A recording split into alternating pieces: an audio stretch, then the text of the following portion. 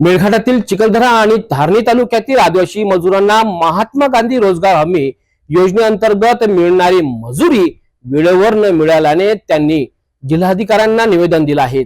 या योजनेवर त्यांचा उदरनिर्वाह अवलंबून असून थकीत रक्कम मिळवण्याकरिता त्यांचा आक्रोश आता सुद्धा तीव्र झाला आहे। चिखलदरा व धारणी तालुक्यातील महात्मा गांधी रोजगार हमी योजनेच्या थकीत मजुरीमुळे आदिवासींच्या जीवनावर गंभीर परिणाम झाला आहे।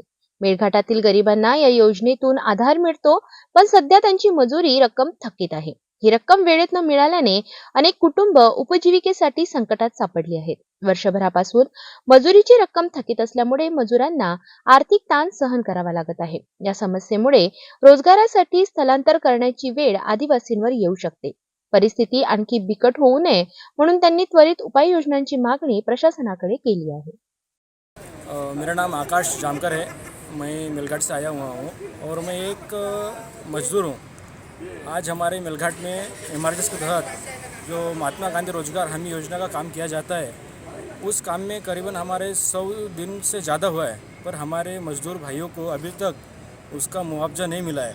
अभी मेलघाट में ऐसी परिस्थिति चालू है कि हर घर में कम से कम 2 से 3 मजदूर रोजगार हमी योजना में काम कर रहे हैं। अभी मेलघाट में इतनी परिस्थिति ख़राब चालू है कि बाहर जाने की पाड़ी आ रही है।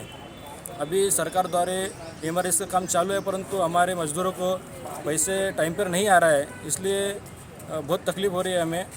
और हम अभी निवेदन देने आए थे कलेक्टर ऑफिस में, तो साहब ने कहा कि जल्द से जल्द हो जाएगा, ऐसा आश्वासन दिया है हमें। जर ही थकीत मजुरी वेळेत दिली गेली नाही तर आदिवासींना रोजगाराकरिता गाव सोडावं लागेल। त्यामुळेच प्रशासनाने तातडीने उपाययोजना करत मजुरांना दिलासा द्यावा अशी मागणी जोर धरत आहेत। बघूया जिल्हा प्रशासन या प्रकरणी कोणते पाऊल उचलणार आहेत।